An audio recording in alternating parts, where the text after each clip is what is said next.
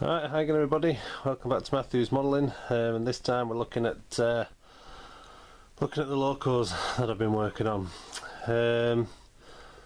Right, now back when I did the big loco update, so you know when we'd done the first updates on the new layout and whatnot, I did a big loco update, and in there was a warship, maroon warship, very nice, and I showed you a selection of bodies that I got with that.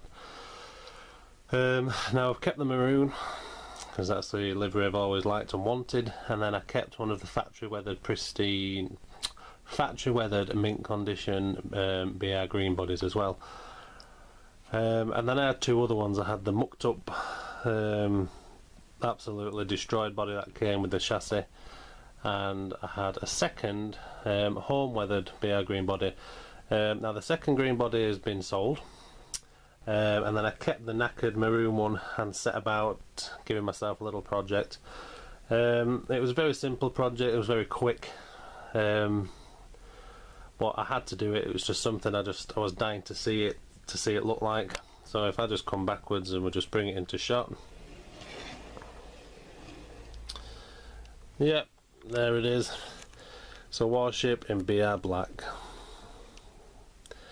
And I for one think it suits it absolutely down to the ground. It looks fantastic. So yeah, as you can see, this is what I meant by a very quick and easy job. So we're all over matte black. I masked the yellow ends. It had to keep the yellow ends for me, so I've masked those. I removed handrails, refitted those afterwards, so we kept some detailing. The yellow ends are slightly weathered. They do have some black washes and some black streaks coming down, which I don't overly think the camera's picking up, but believe me, I am suited down to the ground with it. It looks brilliant. The rest of the body I haven't overly weathered because I do struggle weathering black. I don't know why, but like I mentioned in the last loco update with the little J70 tram, I've kind of gone for dust colours up that. And it just doesn't, I don't know, I struggle with it. It doesn't always look right to me, doesn't weathered black. So the rest of the body's been left. Simple transfers, just a couple of overheads and then a BR roundel in the middle. Now in true Matthew quirky fashion, the other side is different. I'm not going to turn it round, I'll tell you for why in a minute, but the other side is double white arrows. So it's exactly the same with the overheads, except at one cab end. So at this cab end there is white arrows, the other cab end is left, obviously for a number, which isn't going to be to everyone's taste, but that's how Matthew rolls. Now I won't turn it round because, and I'm calling on all Batman warship owners here, the bottom of the bogies, the supporting plastic trim underneath that holds the wheels in place, is that supposed to have such a, how should we say, relaxed fitting? I can pick this up sometimes and the bottom of those bogies can just pop off. You know, you don't have to touch them, they can just be very relaxed and just drop off, and then your wheels drop out, and then you've got to put them back behind all blooming pickups and line cogs up and whatnot. They do clip in, it's just a very, you know, like I say, it's very relaxed fitting, and it can be a bit annoying, so I tend to leave it on the track, and that's why I'm not going to turn around on camera, because you know full well if I turn this around on camera they'll drop off. So anyway, yeah, there we go, we've got a BR black warship. Let me know what you think about that. It's against the grain as usual for me, but I think it suits it very well. And then I'll put this away and we'll get the next project out. Yep, know what it's going to be, so bear with me. Okay, I've got the next loco out. Put you back on the tripod for this one, saves me kneeling down to the layout. Right, this is another new loco, or new to me, and again, if we go back to that nice little bulk job lot set that my friend got, this was in there along with the 86. Again, it's one I've known of, but it's not been one that I've ever particularly wanted. but when I see it, I saw it as a bit of a challenge just to kind of spruce it up a bit and bring it back to some maybe more of a prototypical look. So I'll bob it into shot by hand. So there we go. Now, as you can see, it is that rather strange and different pannier tank that Hornby made, in that kind of weird red livery and whatever emblem or coat of arms this is meant to be on the side, I'm not sure, but very much a toy, and very much, you know, not the most realistic of locos you'll ever find. But that's kind of why I wanted it. I thought, well, I'll tell you what, it's in very good nick. Admittedly there's a few detailing parts missing, but I'll just chuck it into workbench and just see what I can do with it. So it was in this very shiny red. All the handrails were missing. The domes on the top were this one, and on top of the chimney were all clad in very, very bright gold. So the main attack was a weathering. So the whole thing was washed. I got some replacement handrails. I do need replacement whistle for the top. Got some handrails. The chassis I painted sprayed black, so all the wheels and rods I gave a black look to. And then the whole thing I just went over and over and over with black washes. It is a lot heavier than the camera's showing. But it just gives it more of a realistic look. The crew in there obviously help. Vac pipes I've added on each end. Also on the front end, if the camera pick up, we see that number 5 there, just at the bottom of the smoke box door, and the buffer grease. The number 5, a very popular thing in kind of NCB industry and stuff like that, just to give quick definition and identification of locos. The other side, we've got the second crew member and lamp and pipe on the back. So it's got a very nice streaky weathered finish. I managed to get a good finish on there, and definitely with the sprayed chassis it just all tones it down away from a toy. But yeah, it runs absolutely brilliantly. It runs very nicely with my other pannier tank that I have. Those who haven't seen it, it was a GWR pannier tank which I put into an NCB livery, and the pair have been running around rather nice. So it's a second pannier tank, something a bit different, and hopefully agree something that I've kind of just managed to bring up to a different, more prototypical standard. If anyone has a spare whistle, I won't mind that. Not something I can find on eBay, is that, I'm afraid, but yeah, it needs its whistle. So yeah, a red pannier tank. Now there's 2 more things to show you. One little, one large. So I'll get the pannier out of the way. I think I'll bring the next little one in, because the large one's something rather different. So bear with me and I'll just give these a swap. Okay, the next one to show you. Right, before I say anything else about it, I am extremely proud of this one. Extremely proud. This is a build, or maybe the right word's conversion, that's been on my list of things to do for ages, and I don't know if I mentioned it, but back in the big Loco update, when I was showing you the AC rail bus, I said that I bought kind of a big, not a big, but a biggish bundle off a friend, and I don't know if I mentioned about a shunter being in that collection.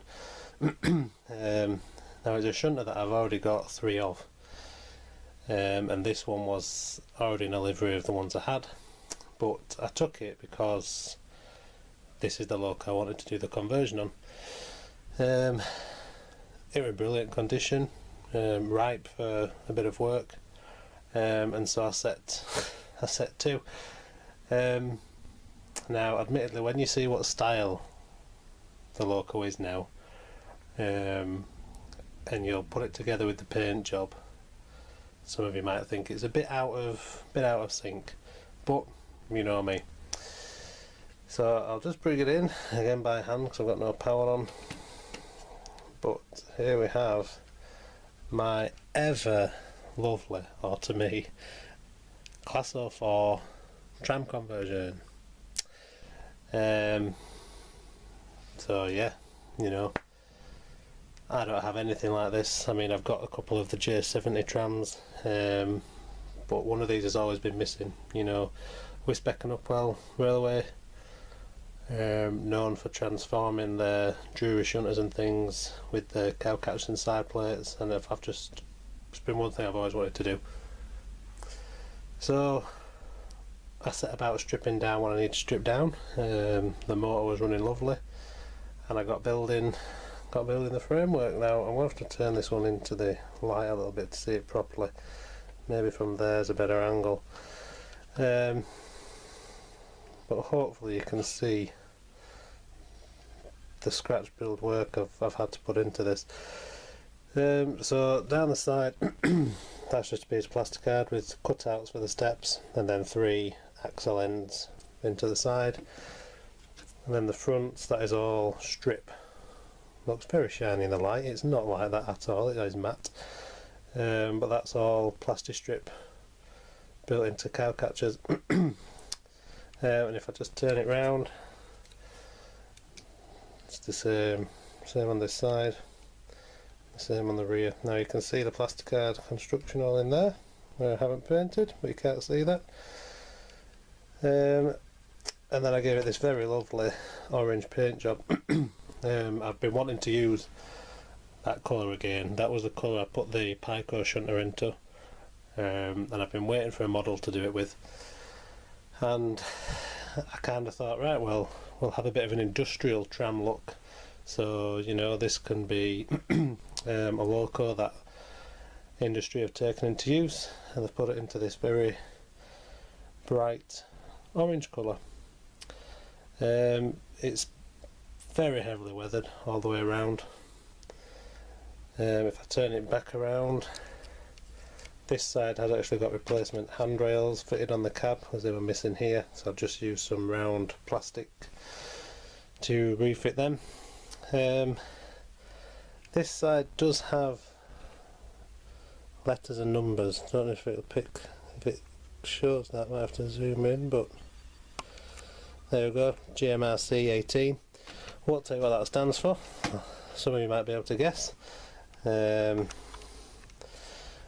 Yeah, I won't say anything else about that. But yeah, white lamps just to put the orange up, red beam still. Very proud of it, and extremely happy to finally actually own a model of one of the 04 trams. Yeah, very happy. I mean, it wasn't the easiest of conversions. My OCD had to get these side plates extremely straight, and the cowcatchers were a rather tedious job. But it's been very much worth it. Very much worth it indeed. One problem with me running analog, the cowcatchers don't actually pass the power points into the track. So I can run it round, but when I get to a clip in the track, I have to bring it back, which is a shame. And one other thing I need to do is I need to fit the couplings back in. I want to have to cut away and strategically fit the NEM pockets back between the cowcatchers. But yeah, so I love it, I'm very happy with it, and as always, let me know what you think.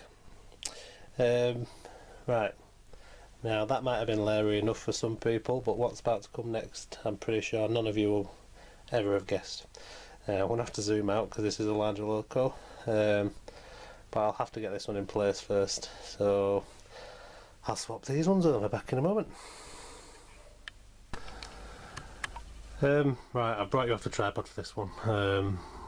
I just need to. I'm going to have to show you around this Loco a little bit. Right, I'll start with a mini story. So,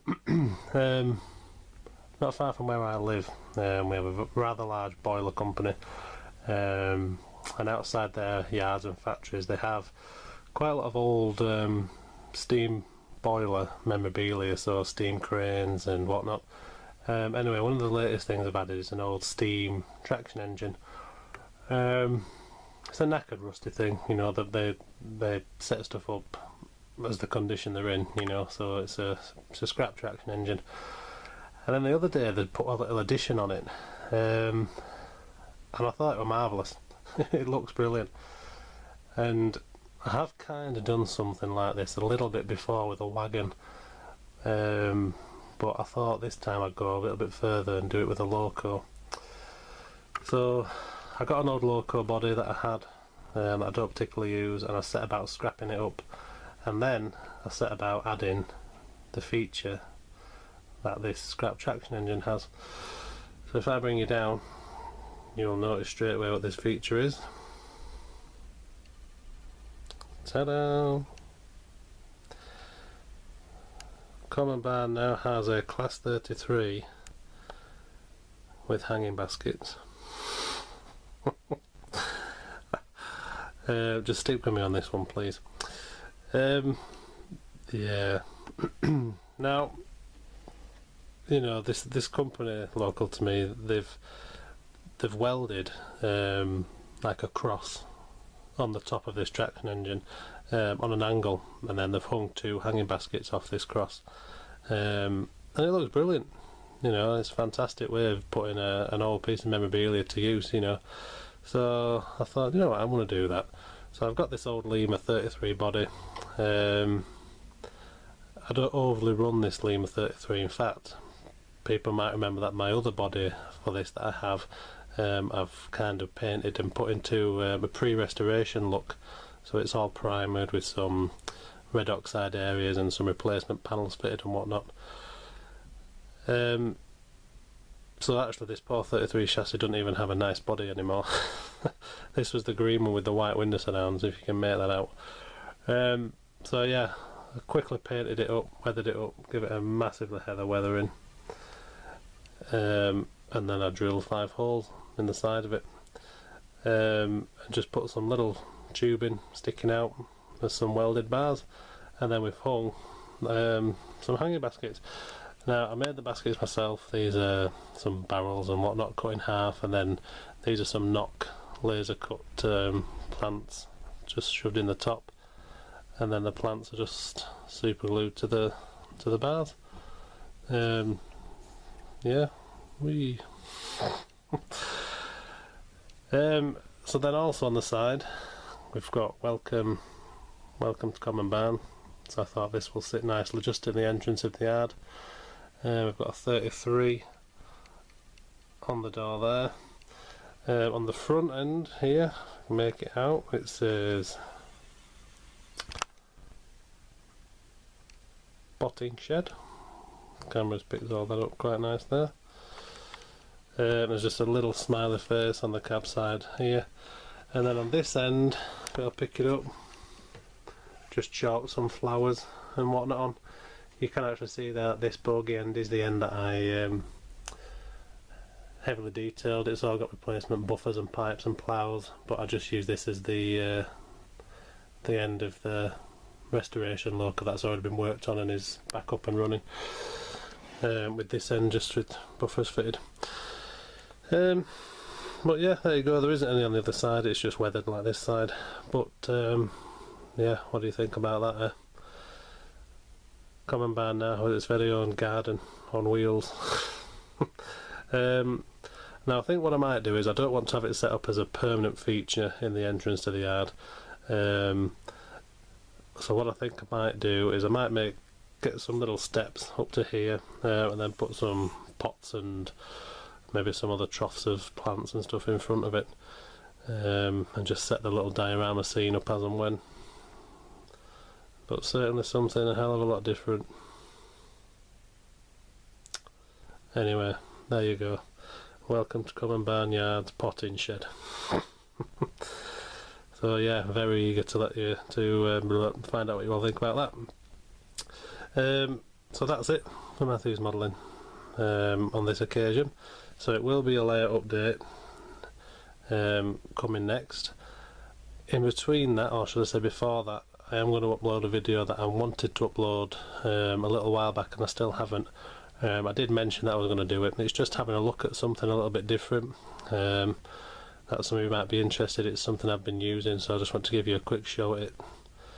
So yeah, I'll upload that and then we'll get a layout update in. But yeah, so everything you've seen today, let me know what you think. Thank you for watching, and I'll see you on the next video. Bye bye.